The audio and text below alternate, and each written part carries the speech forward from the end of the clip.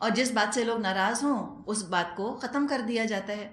اب جو تنخواہ نہیں لیتا وہ غنی ہے، وہ لوگوں سے کچھ پیسہ نہیں لے رہا، اس کے گھر کی چولہا ہانڈی جو ہے وہ کسی کی تنخواہ پہ نہیں چل رہی، وہ تو غنی ہوتا ہے نا، وہ تو حق بتائے گا ٹھک کر، وہ کسی سے نہیں دبے گا.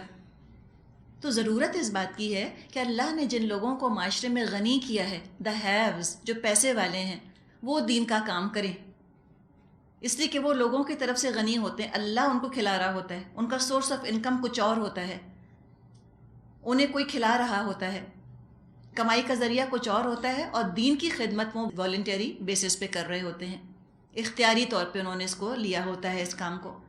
تو پھر آپ دیکھیں ذمہ داری کس پر آئی؟ مترفین کے اوپر، پیسے والوں کے اوپر، ایلیٹس کے اوپر، ہیوز کے اوپر ذمہ داری آ گئی ہے کہ تم کو اللہ نے اتنا کھلایا ہے، تم کو تو فکر نہیں ہوتی نا کہ کل کو کھانا کہاں سے آئے گا. والد ہیں یا شوہر ہیں، انہوں نے سب کچھ تم کو پرووائڈ کیا ہوا ہے، تمہارے پاس گاڑی ہے، نوکر چاکر ہیں، مزے سے ہو، تو نکلو پھر. پیسے والے جب نہیں نکلتے دین کے راستے میں، اور کم پیسے والے نکلتے ہیں، غریب طبقہ جب نکلتا ہے، وہ تو اجر بہت سمیٹ رہے ہیں لیکن ساتھ ان کے پیٹ بھی تو لگا ہے، اب وہ کھائیں گے کہاں سے؟ تو لہٰذا پھر وہ پیسہ لیتے ہیں.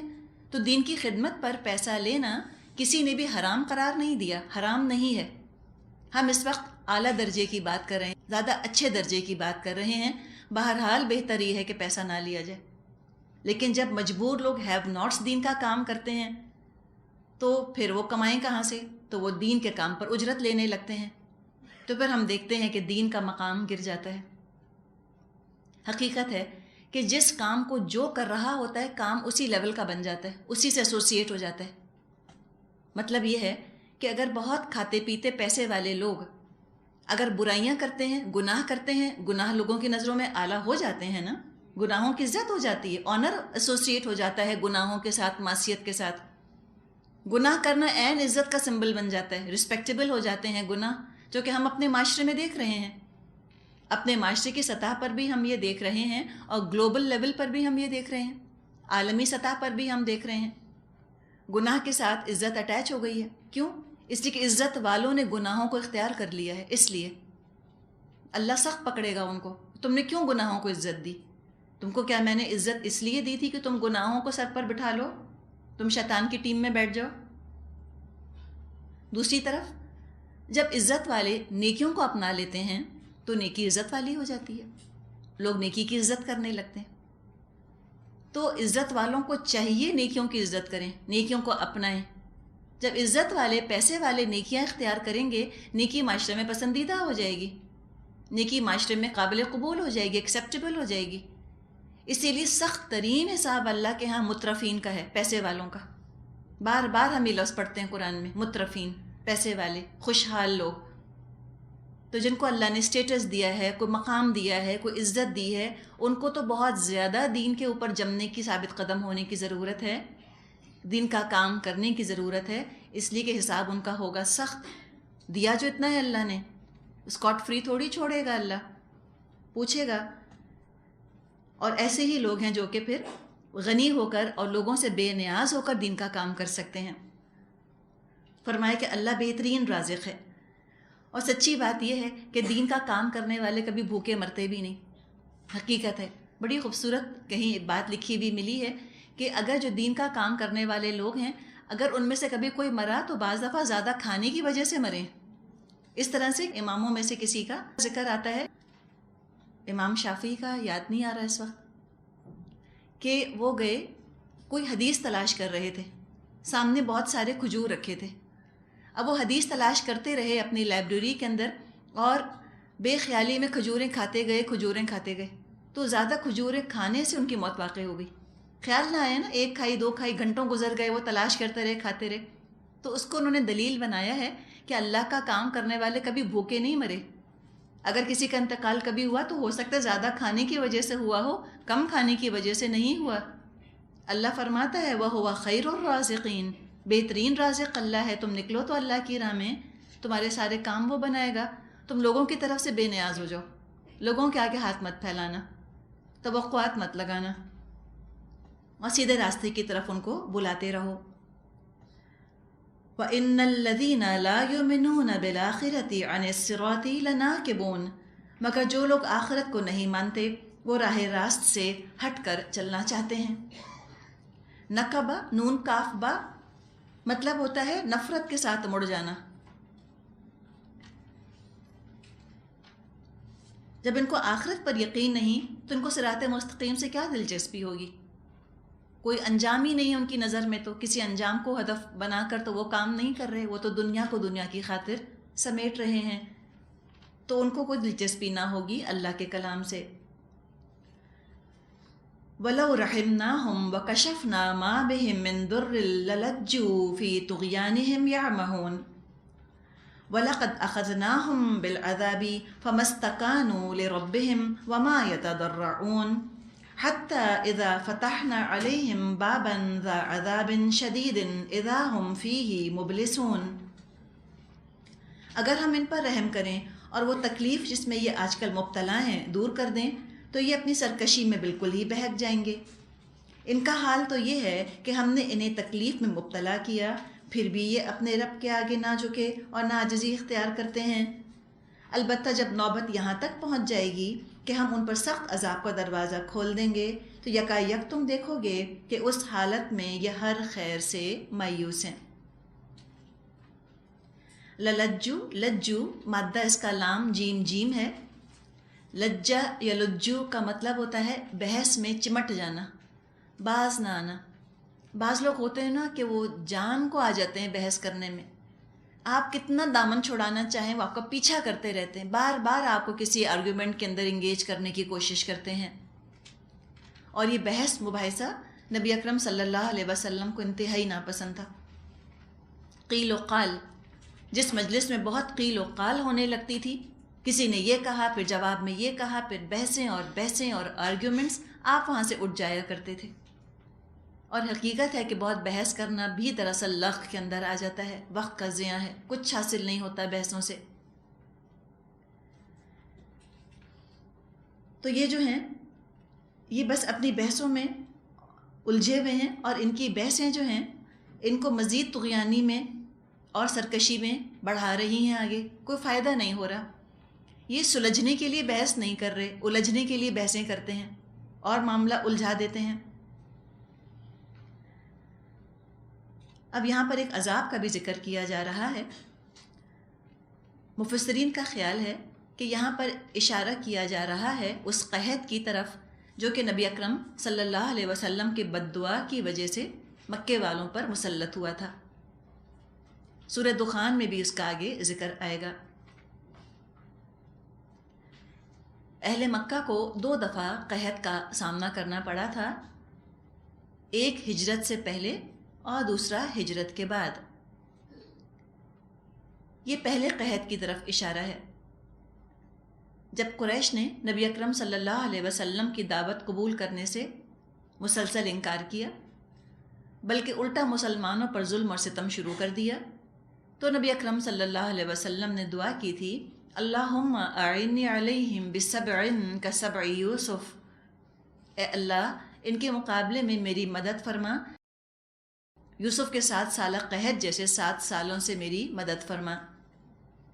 جب یہ قحط آیا بہت قریش پریشان ہوئے، نبی اکرم صلی اللہ علیہ وسلم سے رحم کی درخواست کی، دعا کی درخواست کی، لیکن جب وہ قحط ٹل گیا یہ پھر ویسے کے ویسے ہو گئے۔ استقامت اختیار نہ کی، اللہ کے آگے نہ جھکے۔ فرعون کا بھی یہی معاملہ ہوا کرتا تھا، ہر مشکل کے وقت کہتا تھا اگر یہ ہٹ جائے تو ہم موسیٰ کی بات مان لیں گے، سورہ زخرف میں ہم ذکر پڑھیں گے انشاءاللہ تعالیٰ یہ، لیکن جو ہی وہ تکلیف دور ہوتی تھی پھر پرانی روش پر آ جاتا تھا۔ تو فرمایا کہ عجیب ان کا حال ہے، نہ نعمتیں پا کر اللہ کے آگے جھکتے ہیں، نہ مشکل میں عاجزی اختیار کرتے ہیں۔ اور یہ رویہ اسی کا ہوگا کہ جس کا دل بہت سخت ہو گیا ہو، ورنہ مشکلات اور پریشانیاں تو انسان کی کمر توڑ دیتی ہیں، جھکا دیتی ہیں اس کو اللہ کے سامنے۔ تو کوئی مشکل آئے، پریشانی آئے، ہم سبق یہ لیں کہ یہ اللہ کی طرف سے وارننگ ہے۔ خود کو انسان دیکھے کہاں کمی ہو رہی ہے، کہاں میری طرف سے کوتاہی ہو رہی ہے، اپنے گناہوں پہ انسان ضرور نظر رکھے اور کامیابی اگر ملے تو بھی اللہ کی طرف دوڑے کہ اللہ نے یہ دن دکھایا، اپنے آپ کو کریڈٹ نہ دے کہ میری ذہانت ہے یا میری کوشش ہے۔ تو مشکلات آئیں تو بھی اللہ سے دور ہٹنا، اور کامیابی ملے تو بھی اللہ سے دور رہنا، یہ تو عذاب پانے والے لوگوں کا اخلاق ہوتا ہے، عذاب یافتہ لوگوں کا یہ رویہ اور یہ روش ہوتی ہے، اس سے بچنے کی ضرورت ہے۔ آگے رکوع نمبر 5 شروع ہو رہا ہے، آیت نمبر 78 سے۔ وَهُوَ الَّذِي أَنشَأَ لَكُمُ السَّمْعَ وَالْأَبْصَارَ وَالْأَفْئِدَةَ قَلِيلًا مَا تَشْكُرُونَ، وہ اللہ ہی ہے جس نے تم کو سننے اور دیکھنے کی قوتیں دیں اور سوچنے کو دل دیے، مگر تم لوگ کم ہی شکر گزار ہوتے ہو۔ کیسا اللہ شکوہ فرماتا ہے نا، کم ہی شکر کرتے ہو۔ ان آنکھوں سے وہ کام نہیں لیتے جو تم کو لینا چاہیے، اور ان کانوں سے وہ کام نہیں لیتے جو لینا چاہیے، جس مقصد کے لیے دیے ہیں۔ جو انٹلیکٹ اللہ نے دی ہے اس سے تم کام لو، اپنے رب کو پہچانو۔ کم ہی تم نے ان کا صحیح استعمال کیا، صحیح شکر ادا نہ کیا، جس مقصد کے لیے دیے گئے تھے اس مقصد کے لیے استعمال نہ کیا۔ انسانوں کی بھی آنکھیں ہوتی ہیں، جانوروں کی بھی آنکھیں ہوتی ہیں۔ جانور جب گھاس کو دیکھتا ہے تو کیا سوچتا ہے؟ اپنا فائدہ سوچتا ہے کہ میں اس سے فائدہ کیسے حاصل کر لوں۔ تو اگر انسان بھی دنیا کی چیزوں کو صرف اس نظر سے دیکھے کہ میرا کیا فائدہ ہے، میں کیسے استعمال کر لوں، میں کیسے اس کو حاصل کر لوں، تو وہ تو جانوروں کا سا دیکھنا دیکھ رہا ہے۔ اگر وہ دنیا کو دیکھ کر، کائنات کو دیکھ کر، آبزرو کر کے، اور اگر وہ کریٹر تک نہیں پہنچا، کریشن کو آبزرو کیا اور کریٹر کو نہ پہچانا، مخلوق کو دیکھ کر خالق سے غافل رہ گیا، تو کیا اس نے دیکھا؟ کچھ نہ دیکھا۔ دنیا کے عارضی فائدے حاصل کرنے میں خود کو کھپا دیا، آخرت سنوارنے کی طرف کبھی اس نے توجہ نہ کی، اس نظریے سے دیکھا ہی نہ۔ حالانکہ دنیا کو کتنا بھی حاصل کر لے، بہرحال چھوڑنا ہے، لوٹنا ہے رب کی طرف۔ فرمایا وَهُوَ الَّذِي ذَرَأَكُمْ فِي الْأَرْضِ وَإِلَيْهِ تُحْشَرُونَ، وہی ہے جس نے تم کو زمین میں پھیلایا اور اسی کی طرف تم سمیٹے جاؤ گے۔ وَهُوَ الَّذِي يُحْيِي وَيُمِيتُ وَلَهُ اخْتِلَافُ اللَّيْلِ وَالنَّهَارِ أَفَلَا تَعْقِلُونَ، وہی زندگی بخشتا ہے اور وہی موت دیتا ہے، گردش لیل و نہار اسی کے قبضہ قدرت میں ہے، کیا تم عقل نہیں رکھتے؟ کیا تم کو یہ بات سمجھ نہیں آتی؟ اوپر سماعت کا اور بصارت کا اور فؤاد کا ذکر تھا، یہاں عقل کا ذکر ہے کہ عقل ہے لیکن عقل سے کام نہیں لے رہے۔ اگر ہم جسم کے طور پر بھی دیکھیں، آنکھوں کو، کانوں کو اور دماغ کو، تو یہ بات سامنے آتی ہے کہ کسی کے پاس آنکھیں ہیں، کان ہے، تو کیا ضروری ہے کہ جس کے پاس آنکھیں ہیں اس کے پاس بصارت بھی ہو، یا جس کے سر کے اوپر کان لگے ہیں اس کے پاس سماعت بھی ہو؟ ضروری ہے؟ کیوں ضروری نہیں؟ کام نہیں کر رہی۔ کیوں نہیں کام کرتے کان؟ کچھ لوگوں کے کان ہوتے ہیں، کام نہیں کرتے، آنکھیں ہوتی ہیں، کام نہیں کرتی۔ دماغ سے کنیکشن میں کچھ پرابلم آ جاتا ہے نا، دماغ تک میسج نہیں جا رہا ہوتا، وہ دماغ سے کنیکٹڈ نہیں ہوتے۔ اگر دماغ سے ڈسکنیکشن ہے تو آنکھ ہونے کے باوجود کام نہیں کرے گی، کان موجود ہونے کے باوجود کام نہیں کرے گا۔ تو یہ جیسے انسان کے جسم کی مثال ہے، بالکل اسی طرح اب آپ کیا کیجئے، ایک ہیومن بینگ کے بجائے پوری ہیومینٹی کو سامنے لے آئیے، انسانیت کو سامنے لے آئیے۔ جس طرح انسان کا جسم کام کرتا ہے اسی طرح انسانیت بھی آپریٹ کرتی ہے، وہی میتھڈ آف آپریشن ہے۔ جیسے انسان کی عقل ہے، دماغ ہے، ایسے تمام انسانیت کی بھی عقل اور دماغ ہے۔ انسان کی عقل، انسان کا دماغ تو یہ ہے نا، گرے میٹر ہمارے بھیجے کے اندر ہے۔ انسانیت کی جو عقل ہے، جو انسانیت کا دماغ ہے، وہ ہے اللہ کی کتاب، قرآن ہے۔ اور رسول جو ہیں، یوں سمجھے کہ رسول ان نروز کی طرح ہوتے ہیں جو کہ مختلف اعضاء کو دماغ سے جوڑتے ہیں، کنیکٹ کرتے ہیں۔ اب اگر رسولوں کے ذریعے انسانیت اللہ کے کلام سے جڑی ہوئی ہے، اب اس کے اندر بصیرت ہوگی، سماعت ہوگی، اور اب اس کو صحیح چیز سمجھ آئے گی، کمپریہنڈ کر سکیں گے حقیقت کو۔ یہ وہ ذریعہ ہے جو حقیقت دکھاتا ہے، اور اسی حساب سے رسپونڈ کرنے کے احکامات دیتا ہے۔ چلیے پھر آ جائیے انفرادی شخص کے اوپر، انڈیویجول کے اوپر۔ کسی کا ہاتھ ہے، ٹھیک ہے، اب یہ ہاتھ جو ہے یہ نروس کے ذریعے سے دماغ تک جڑا ہوا ہے، کنیکٹڈ ہے۔ ہم کہتے ہیں نا ہاتھ ٹھیک کام کر رہا ہے۔ اب یہ ہاتھ میرا جو کہ دماغ سے جڑا ہوا ہے، اگر یہ آنکھ کے پاس چلا جائے تو کیا ہوتا ہے؟ ریفلیکس ایکشن آتا ہے نا، ایک دم ہاتھ ہم پیچھے کر لیتے ہیں، ہمیں نہیں پتہ چلتا، دماغ ہی نے اس کو آرڈر دے دی کہ ہاتھ پیچھے کر لو، بغیر سوچے سمجھے ہم ایک دم اپنے ہاتھ کو انوالنٹریلی ہم اس کو پیچھے کر لیتے ہیں، اس لیے کہ ہماری نروس جڑی ہوئی ہیں دماغ کے ساتھ، ہاتھ کنیکٹڈ ہے۔ اگر ہاتھ کی نسیں دماغ سے جڑی ہوئی نہ ہوں تو خود ہاتھ یہ کام نہیں کر سکتا، نہیں کر سکتا، جل جائے گا ہاتھ۔ بالکل اسی طرح جن کی عقلیں قرآن کے ساتھ جڑی ہیں، وہ جو ہی گناہ کے پاس جاتے ہیں فوراً حکم آتا ہے قرآن کی طرف سے، پیچھے ہٹ جاؤ۔ اور یہ قرآن کو ہم کس کیٹیگری میں دیکھ رہے ہیں؟ عقل کی کیٹیگری میں، دماغ کی کیٹیگری میں رکھا ہوا ہے، دماغ کی جگہ۔ قرآن حکم دیتا ہے پیچھے ہٹو، ریفلیکسبلی انسان گناہ سے پیچھے ہٹتا ہے، جہنم کی تپش محسوس ہوتی ہے اس کو۔ لیکن اگر قرآن سے ڈسکنیکٹڈ ہے، اس کو آگ کی تپش نہیں محسوس ہوگی، ایسے کام کر جائے گا ہاتھوں سے کہ جو اس کو جلا دیں گے آخرت میں۔ اسی لیے کافروں کے لیے کہا جاتا ہے کہ ان میں عقل نہیں ہے، عقل نہیں ہے، یہ قرآن کے ساتھ کنیکٹڈ نہیں ہے، بہت مختصر محدود ہے ان کی سمجھ، یہ بالکل پیرالائزڈ ہو گئے ہیں، دنیا کے چام نے ان کو سٹنٹ کر کے رکھ دیا ہے۔ جیسے کچھ سانپوں کا زہر ہوتا ہے نا، کہ جو کہ فالج زدہ کر دیتا ہے، پیرالائز کر دیتا ہے، یہ دنیا کی رنگینی، دنیا کی خوبصورتی زہر بن کے ان پہ چھا گئی ہے، یہ بالکل ہی پیرالائز ہو گئے۔ قرآن کچھ کہتا رہے، رسپونڈ ہی نہیں کرتے، نہ جہنم کے شعلے نظر آتے ہیں اور نہ ان کو جنت کے باغ نظر آتے ہیں۔ نیکی سے دل اکتا گیا، دنیا کے باغات اچھے لگتے ہیں اور آخرت سے غافل۔ تو پوچھا افلا تعقلون، کیا ہو گیا ہے تم کو، کیوں نہیں تم عقل سے کام لیتے؟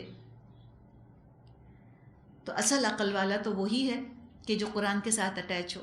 کسی نے بہت پیاری بات کہی ہے کہ قرآن مسٹ امپیکٹ دی انٹیلیجنس، قرآن کا عقل پر اثر ہونا چاہیے، تب عقل سلیم بنتی ہے، سلیم عقل۔ صرف اقلیت پرست بن کے نہ رہ جائے انسان، صرف ریشنلسٹ بن کے نہ رہ جائے، ہر چیز کی دلیل نہ پوچھے، نہیں ہے ہر چیز کی دلیل۔ خانہ کعبہ کے گرد 7 دفعہ الٹا پھیرنے کی کیا دلیل ہے؟ کوئی بتائے تو، کوئی لاجک نہیں ہے۔ تو یہ لاجک میں بہت زیادہ انوالو ہونا اور بہت لاجکلی دین کو پیش کرنے کی کوشش کرنا، یہ انسان کو الجھا دیتا ہے بعض دفعہ۔ ہر عمل کا جواب دینے کی ضرورت نہیں، ہم اطاعت کرنے والے لوگ ہیں، بس سمعنا و اطعنا، ہم نے سن لیا، ہم اطاعت کر رہے ہیں۔ لاجیکل ہے تو الحمدللہ، تمہیں اللاجیکل لگتا ہے تو بھی الحمدللہ، ہمیں تمہاری لاجک سے مطلب نہیں، ہمیں اطاعت سے مطلب ہے۔ تو بات ماننے کی عادت ڈالے انسان، فرما برداری کی روش اختیار کر لے، بہت زیادہ ریشنلسٹ بننے کی ضرورت نہیں۔ عقل ہر چیز کا جواب نہیں دے سکتی، عقل چراغ راہ ہے، منزل نہیں ہے، منزل نہ بنائیں عقل کو۔ لیکن لوگوں کو سمجھ ہی نہیں آتی یہ بات، اپنی ہی دھن میں اپنی ہی باتیں کرتے رہتے ہیں۔ سب کچھ سمجھا دیا رسول نے، لیکن ان کی اپنی کیا دلیل ہے؟ پھر دیکھیں لاجیکل آرگیومنٹ ہے نا، آگے آ رہا ہے، کیا ہوا؟ سب کچھ اللہ تعالیٰ کے رسول نے بتا دیا، لیکن ان کی اپنی ایک روش رہی۔ بل قالوا مثل ما قال الاولون قالوا اذا متنا وكنا ترابا وعظاما ائنا لمبعوثون لقد وعدنا نحن وآباؤنا هذا من قبل ان هذا الا اساطیر الاولین۔ مگر یہ لوگ وہی کہتے ہیں جو ان کے پیش رو کہہ چکے، یہ کہتے ہیں کیا جب ہم مر کر مٹی ہو جائیں گے اور ہڈیوں کا پنجر بن کر رہ جائیں گے تو ہم کو پھر زندہ کر کے اٹھایا جائے گا؟ ہم نے بھی یہ وعدے بہت سنے ہیں اور ہم سے پہلے ہمارے باپ دادا بھی سنتے رہے، یہ تو محض پہلوں کی کہانیاں ہیں۔ تمام نقصان اٹھانے والوں کا، گمراہوں کا انداز فکر، لائن آف آرگیومنٹ، سوچ کا انداز، بحث کا انداز ہمیشہ سے ایک جیسا رہا۔ انہوں نے کہا کہ لو، ہم جب مٹی ہو جائیں گے تو پھر کوئی زندہ کر سکتا ہے؟ کوئی سے مطلب کیا؟ اگر آج کے دور میں ہم کہیں، آج بھی انکار ہے نا دوبارہ جی اٹھنے کا، بڑے بڑے پڑھے لکھے لوگ، اعلیٰ تعلیمی یافتہ دوبارہ جی اٹھنے کا انکار کرتے ہیں کہ کیسے ممکن ہے کہ دوبارہ ہم کو زندہ کھڑا کر دیا جائے۔ مطلب کیا ہے؟ سائنس نہ کر سکی تو اللہ کیسے کر سکتا ہے؟ یہ مطلب ہے نا، اس سائنس کی پروگریس سے اللہ کی حکمت، اللہ کے کام کو ناپتے ہیں، کتنے بیچارے محدود ہیں، کتنے کنفائنڈ ہیں۔ اور فاصلوں کو بھی وہ اپنی پلاننگ سے ناپتے ہیں۔ وقت کو ناپنے کا پیمانہ بہت محدود ہے۔ کہا کہ بڑے بڑے وعدے کیے گئے ہم سے پہلے بھی، ہمارے آباء و اجداد سے، قیامت آئے گی، قیامت آئے گی۔ لو، کہاں آئی؟ 2000 سال گزر گئے، 1000 سال گزر گئے، اب تک تو نہیں آئی، تو اب بھی نہیں آئے گی۔ اور یہ سب قصے کہانیاں ہیں، پروفٹس آف ڈوم ڈراتے رہتے ہیں، ڈرا ڈرا کر مار ڈالیں گے ہم کو، یہ مت کرو، وہ مت کرو، وہ مت کرو۔ اس لیے کہ قیامت تو ڈراتی ہے نا، اچھا حساب دینا ہوگا، سارا نشہ ہرن ہو جاتا ہے، گناہوں کا سارا چام ختم ہو جاتا ہے۔ ان کو تو گناہ اتنے اچھے لگتے ہیں، جس کو گناہ اچھے لگیں گے اس کو اللہ اچھا نہیں لگے گا۔ تو ان لوگوں کو اللہ نعوذ باللہ اسپائل سپورٹ لگتا ہے۔ لو، سارا مزہ خراب کر دیا زندگی کا، نہ ناچ سکتے ہو، نہ گا سکتے ہو، نہ میوزک سن سکتے ہو، کچھ نہیں کر سکتے، پتہ نہیں کیسا دین اللہ نے دیا۔ تو غصہ آتا ہے ان کو اللہ کے اوپر، اور وہ اللہ کو چھوڑ دیتے ہیں، پھر دوڑ جاتے ہیں گناہوں کی طرف۔ زنا میں اتنا مزہ آتا ہے، اللہ نے زنا سے روک دیا، تب ان کو اللہ اچھا نہیں لگتا۔ زنا اتنا اچھا لگتا ہے تو دوڑ گئے زنا کی طرف، اور رسولوں کی دعوت کو کہہ دیا کہ ایسی پرانے زمانے کی کہانیاں ہیں، کچھ نہیں ہوگا، کوئی ڈرنے کی ضرورت نہیں، کوئی قیامت نہیں آنی، سب فولکلور ہے۔ استورا کی جمع ہے اساطیر، استورا، استورا سے ہی شاید لفظ سٹوری جو ہے وہ بنا ہو۔ سوچا انہوں نے کہ جو کام انسانوں کے کرنے سے نہیں ہوا، جو انسانوں کے اختیار سے باہر ہے، وہ اللہ کے اختیار سے بھی شاید باہر ہوگا۔ اب پے در پے چند سوالات ہیں جو ان سے پوچھے گئے ہیں، جن کا جواب ہاں کے علاوہ اور کچھ نہیں ہو سکتا۔ قل، پوچھئے، لمن الارض ومن فیہا ان کنتم تعلمون، ان سے کہو، بتاؤ اگر تم جانتے ہو کہ یہ زمین اور اس کی ساری آبادی کس کی ہے۔ سیقولون للہ، یہ ضرور کہیں گے اللہ کی۔ قل افلا تذکرون، کہو پھر تم کو ہوش کیوں نہیں آتا، تم نصیحت کیوں نہیں حاصل کرتے۔ ابھی سوال پوچھا جا رہا ہے مشرکین مکہ سے۔ مشرکین مکہ مشرک تھے، اللہ کے وجود کے انکاری نہیں تھے۔ اگر کوئی اللہ کے وجود کا انکار کرتا ہے وہ شرک کر ہی نہیں سکتا۔ وہ ایک اللہ کو نہیں مانتا، بہت سارے خداؤں کو کہاں سے مانے گا۔ شرک تو توحید کی بگڑی ہوئی شکل ہے، ایک اللہ کے ساتھ بہت سے الہ شامل کر دیے۔ وہ اللہ کو مانتے تھے، اور نہ صرف اللہ کو مانتے تھے بلکہ یہ بات بھی مانتے تھے کہ اللہ جو ہے وہ مالک ہے، آسمان کا، زمین میں جو کچھ ہے سب کا مالک اللہ ہے، یہ مانتے تھے۔ جواب آ رہا ہے نا کہ تم پوچھو کس کا ہے جو کچھ زمین میں ہے اور جو کچھ اس کے اندر موجود ہے، اس کی آبادی کس کی ہے۔ سیقولون للہ، یہ کہیں گے اللہ کی ہے۔ مانتے تھے، اب کیا مسئلہ ہوا بتائیے؟ کہہ تو رہے ہیں کہ ہاں اللہ کا ہے سب کچھ، تو پھر اللہ کو کیوں غصہ آتا ہے ان کے اوپر، ان مشرکوں کے اوپر؟ اب کیا شرک ہوا ان کا؟ یہ تو مانا کہ سب کچھ اللہ کا ہے، لیکن ذمہ داری کو نہ محسوس کیا کہ ہمیں اللہ کو پھر جواب بھی تو دینا ہوگا۔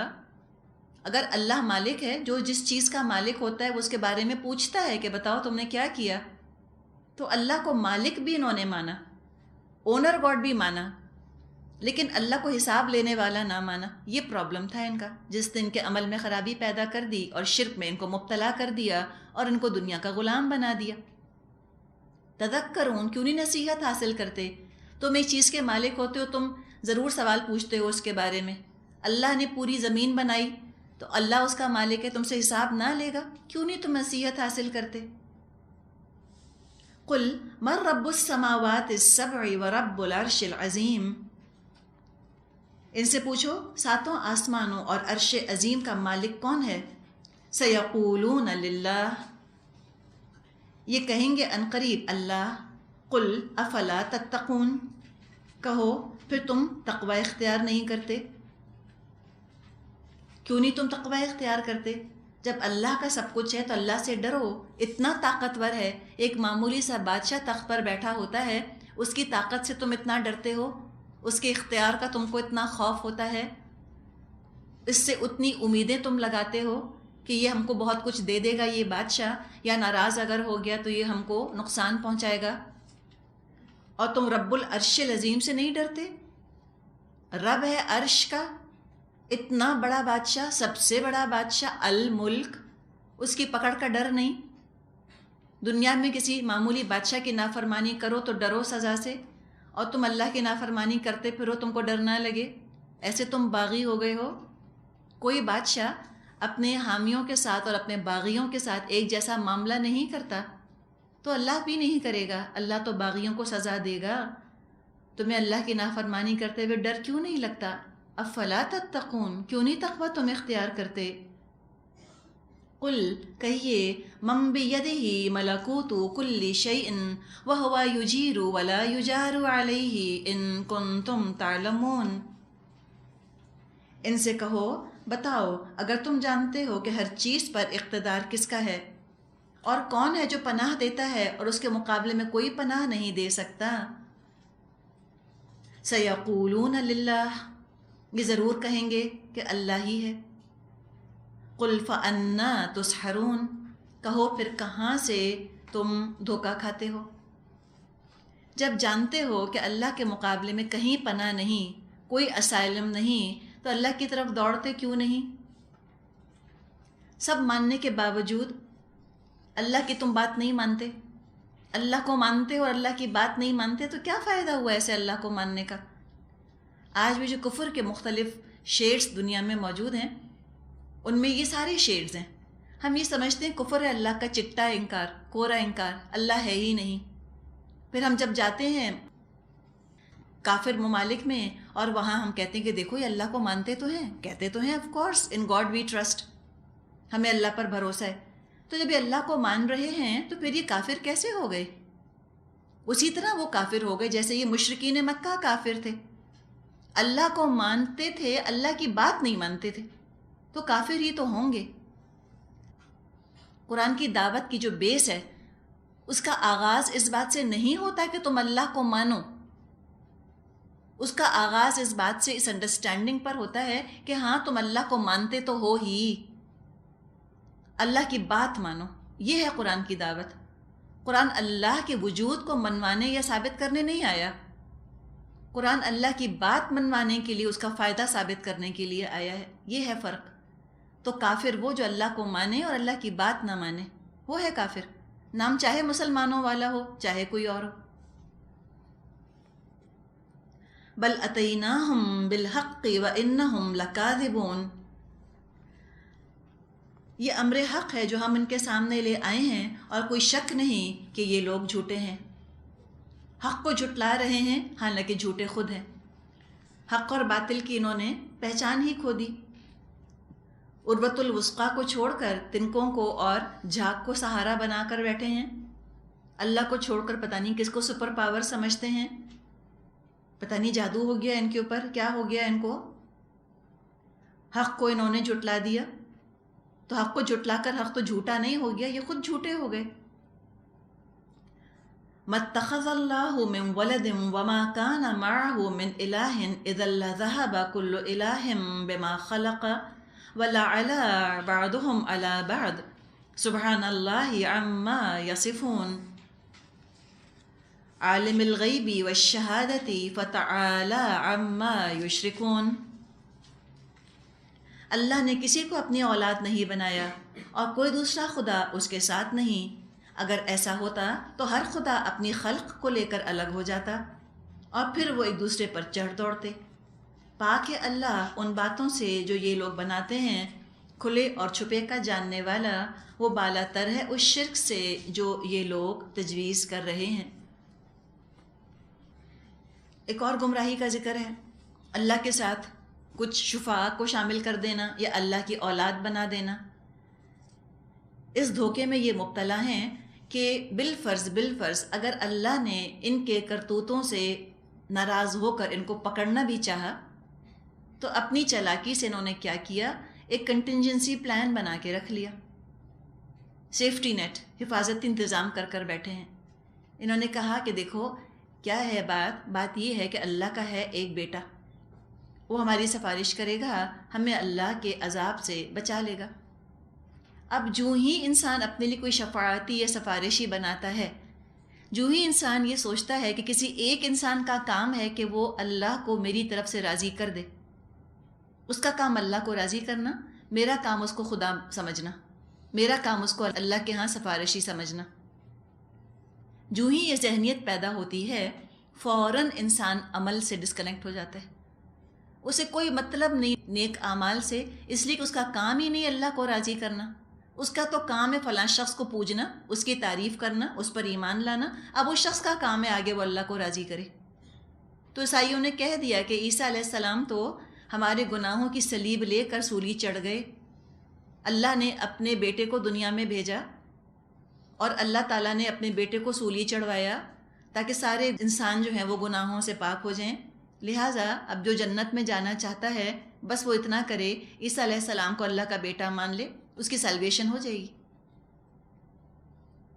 اب جب یہ عقیدہ آ گیا، اب شریعت کی کیا ضرورت ہے، ڈوز اینڈ ڈونٹس کی کیا ضرورت ہے؟ کچھ بھی کر لو تم کو نجات ملنی ہے، سیلویشن پکی ہے تمہاری۔ کس بات پر؟ اس بات پر کہ تم نے عیسیٰ علیہ السلام کو اللہ کا بیٹا کہا، تم تو وہی نجات یافتہ۔ تو یہ تو شرک ہو گیا، یہ نہیں ہو سکتا۔ اللہ نے کوئی بیٹا نہیں بنایا کسی کو۔ سورہ مریم میں ہم نے پڑھا ہے کہ پہاڑ گر جائیں، زمین شق ہو جائے، آسمان پھٹ جائے، ان دعوا الرحمن ولدا، کہ انہوں نے اللہ کے لیے بیٹے کا دعویٰ کر دیا کہ اللہ کا بیٹا ہے۔ اللہ تعالیٰ کو مشرکوں پر بھی غصہ آتا ہے کہ تم نے دیوی دیوتاؤں کو اللہ کی بیٹیاں بنا دیا، لیکن جتنا آپ دیکھیں اللہ کا غضب اس بات پہ بھڑکتا ہے کہ انہوں نے عیسیٰ علیہ السلام کو اللہ کا بیٹا بنایا، اتنا کسی بات پہ نہیں بھڑکتا۔ غصہ اتنا آتا ہے اللہ کو یہ سن کر کہ انہوں نے اللہ کے لیے بیٹا تجویز کر دیا اور اس کو اللہ کے ساتھ شریک کر دیا خدائی کے اندر۔ نہیں، ایسی کوئی بات نہیں۔ جو یہ کہتا ہے وہ بھگتے گا، خود اپنا انجام دیکھ لے گا۔ اللہ کے بالمقابل اگر کوئی اور معبود ہوتا، بیٹا ہی صحیح، اور اگر اللہ کے برابر کسی اور میں طاقت ہوتی تو وہ اپنا حصہ لے کر الگ ہو جاتے۔ دو خدا اگر ہوتے تو لڑتے رہتے، کائنات میں کوارڈینیشن نہ ہوتا، اپنی اپنی ڈفلی، اپنا اپنا راگ ہوتا۔ لیکن ہم دیکھتے ہیں کائنات میں کوارڈینیشن ہے، سنکرونائزڈ ہے، سارے سسٹم، سارے معاملات الگ الگ خدا کے بنائے ہوئے نہیں لگ رہے۔ یہ نہیں ہے کہ سورج کسی اور خدا نے بنایا اور چاند کسی اور خدا نے بنایا۔ اگر ایسا ہوتا تو وہ لڑ پڑتے، آپس میں ٹکرا جاتے، تباہی اور بربادی پیدا ہو جاتی دنیا میں۔ اللہ کی شان ہے، اللہ غنی ہے، اللہ حمید ہے، بے نیاز، سیلف سفیشینٹ ہے، ہر کمزوری عیب سے پاک ہے، تعریف کے قابل ہے۔ اسی کی مدد حاصل کرنے کی کوشش کرو، اسی کے اوپر بھروسہ کرو۔ اللہ ہی ہمارا مولا ہونا چاہیے، اللہ ہمارا وکیل ہے، اور سہارے ڈھونڈنے کی یا اللہ کے شریک بنانے کی کیا ضرورت؟ نحمدہ ونصلی علی رسولہ الکریم، اما بعد فاعوذ باللہ من الشیطان الرجیم، بسم اللہ الرحمن الرحیم، رب اشرح لی صدری ویسر لی امری واحلل عقدۃ من لسانی یفقہوا قولی۔ سورۃ المومنون آیت نمبر 93 سے شروع کرتے ہیں۔ یہاں سے رکوع نمبر 6 شروع ہو رہا ہے۔ دعا سکھائی جا رہی ہے۔ فرمایا قل ربی اما ترینی ما یوعدون ربی فلا تجعلنی فی القوم الظالمین۔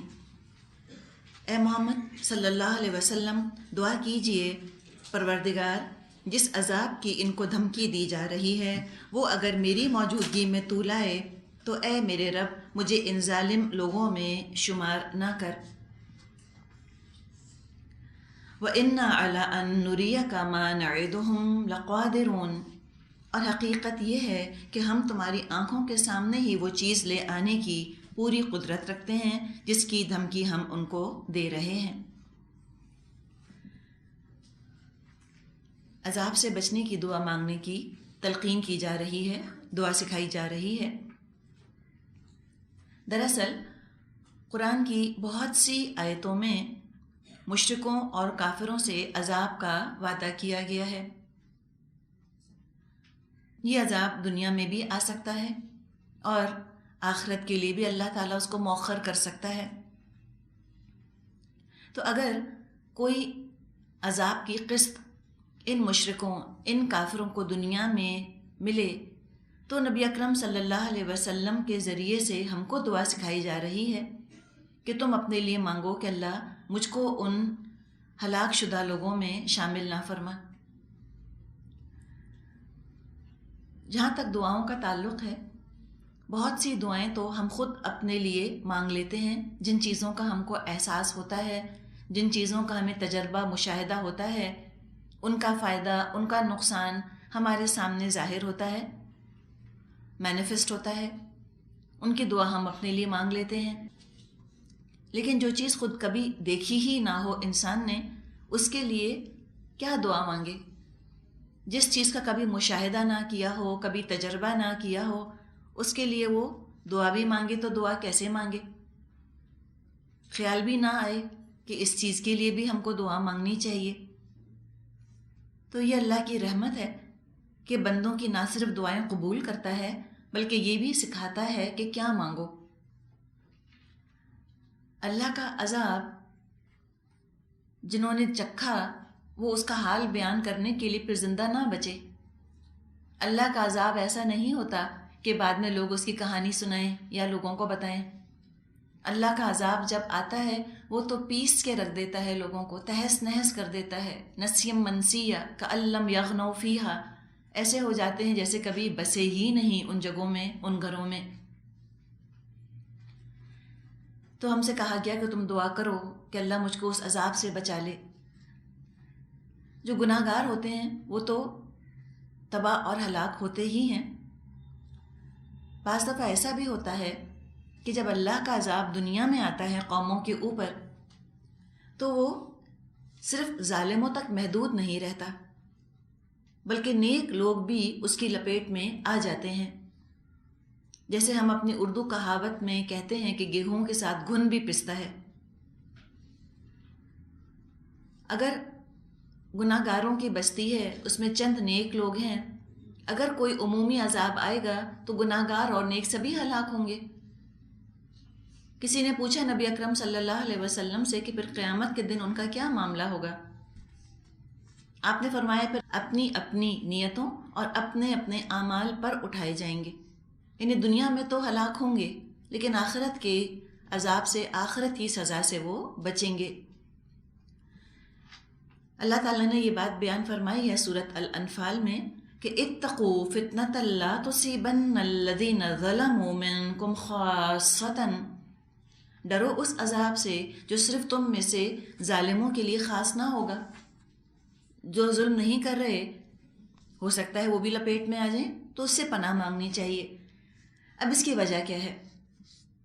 وجہ یہ ہے کہ ایک شخص جو کہ گناہوں سے بچتا ہے، اپنے آپ کو بچا کے رکھتا ہے، لیکن معاشرے کے اندر گناہ عام ہے، کامن ہے۔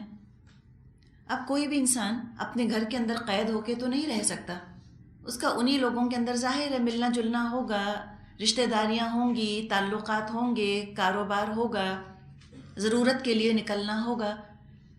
تو کہیں ایسا نہ ہو کہ وہ ان گناہ گار لوگوں کی کسی مجلس محفل میں کسی تمدنی ضرورت یا کاروباری ضرورت یا شرعی ضرورت کے تحت بیٹھا ہوا ہو اور اللہ کا عذاب ان پر آ جائے تو وہ بھی ساتھ مارا جائے۔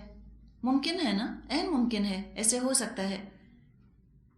تو اس میں سمجھیے کہ یہ دعا بھی شامل ہے کہ اللہ گناہ گاروں کی مجلسوں سے، ان کی محفلوں سے ہمیں حتی الامکان تو بچا۔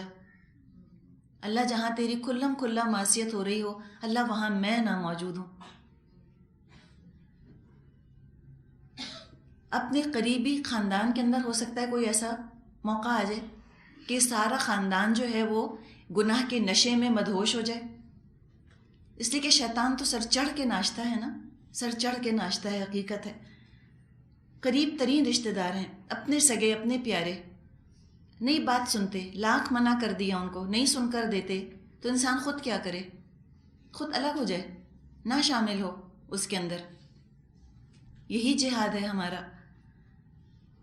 تاکہ اللہ کا عذاب جب آئے تو ہم شامل نہ ہوں۔ فلا تجعلنی فی القوم الظالمین، اللہ مجھ کو ظالموں میں تو شامل نہ فرما۔ تو ایک تو یہ مطلب ہوا اس کا۔ دوسرا یہ کہ کچھ لوگوں نے کہا کہ یہاں سے چونکہ نبی اکرم صلی اللہ علیہ وسلم کو یہ دعا سکھائی جا رہی ہے، اور جہاں تک رسول کی اپنی ذات کا تعلق ہے، ان کا معصوم ہونا تو یقینی ہے، کوئی شک کی بات نہیں۔ دوسرے، اللہ کے عذاب سے محفوظ ہونا بھی رسول کا یقینی ہوتا ہے، اس میں بھی کوئی شک کی بات نہیں۔ رسولوں کو بچانے کا طریقہ یہ ہوا کرتا تھا کہ جب بستی پر عذاب نازل کرنے کا اللہ تعالیٰ فیصلہ فرما لیتا تھا تو رسول اور ان کے جو ساتھی ہوا کرتے تھے ان کو ہجرت کا حکم دے دیا جاتا تھا، اور کافر ہلاک کر دیے جاتے تھے۔ اس بنیاد پر بعض لوگوں کا خیال یہ ہے کہ اس آیت میں اشارہ ہجرت کی طرف ہے کہ فلا تجعلنی فی القوم الظالمین، اللہ مجھ کو ظالم لوگوں میں شمار نہ کر۔ مراد یہ ہے کہ اللہ اب لگ رہا ہے کہ ہجرت کے دن قریب آ گئے ہیں، یعنی ہو سکتا ہے کہ اب ہم ہجرت کر جائیں۔ باقی مسلمانوں کو بھی یقیناً اس دعا کی ضرورت ہے کہ اللہ مجھ کو بھی حکمت عطا فرما کہ میں کب کس موقع پر کہاں سے ہجرت کر سکوں، اور حکمت بھی دے اور ہمت بھی دے۔ بعض دفعہ حکمت ہوتی ہے، سب سمجھ میں آ رہا ہوتا ہے، اچھے برے کی خوب کھلی پہچان ہوتی ہے، ہمت نہیں ہو پاتی۔